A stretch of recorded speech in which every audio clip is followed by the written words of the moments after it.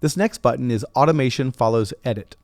And we haven't really talked about automation yet, but that's okay. I'm going to show you that if you go down here to the lower left-hand corner and click on that square, you will reveal your volume automation. And I'm just going to draw in some volume automation very quickly for this demonstration. And now if I edit that and I move it, my automation followed the edit because this button is turned on.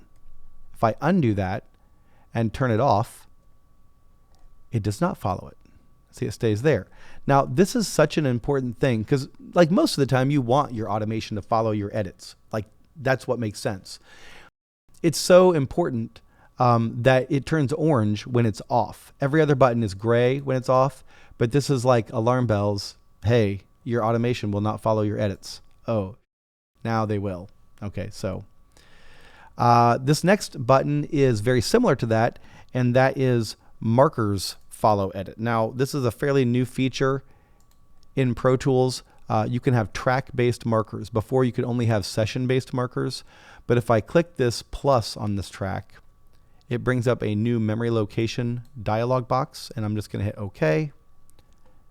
And then you can see it has created a marker here, and I can move that around if I want to. With marker follows edit turned on, if I move this, see how the marker stays with it?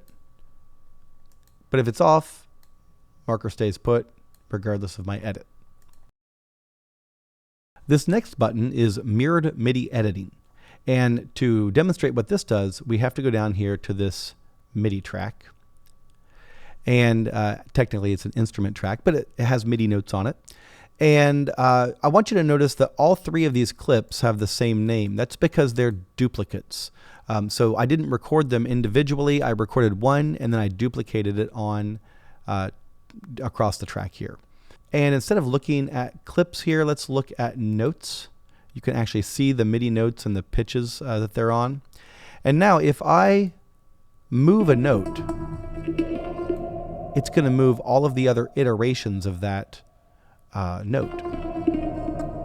And it would do this with any number of notes in the clip. It doesn't have to just be one note.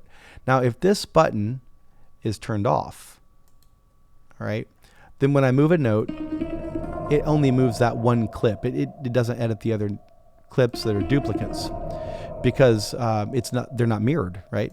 So mirrored MIDI editing. This is great if you have, let's say you have a MIDI drum loop and you decide to change it, but it happens like 100 times in your track and you don't want to go through and edit each one individually, but they are duplicates. This saves you a lot of time.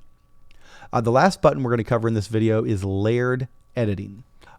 If layered editing is turned off, then when I overlap one clip with another, it actually trimmed that clip. If I move this back, it's like gone. See that? I'm going to undo that so you can see it again. I'm going to take this over there, and now that's trimmed. But if layered editing is on, and I move that over, and I move it back, it's still there. So in other words, it preserves these like layers of audio. It says, all right, I see what you're doing here. You want to keep this layer intact underneath here in case you decide to change something, it's still there. Same thing if I go like that. The only exception is if you cover a clip entirely. See how this clip is sort of covering up that bottom clip entirely? Now it's gone. Okay, it's done. Houdini, it's gone. So layered editing only works with partial clip covers. So those are the secondary editing tools, very handy to know about.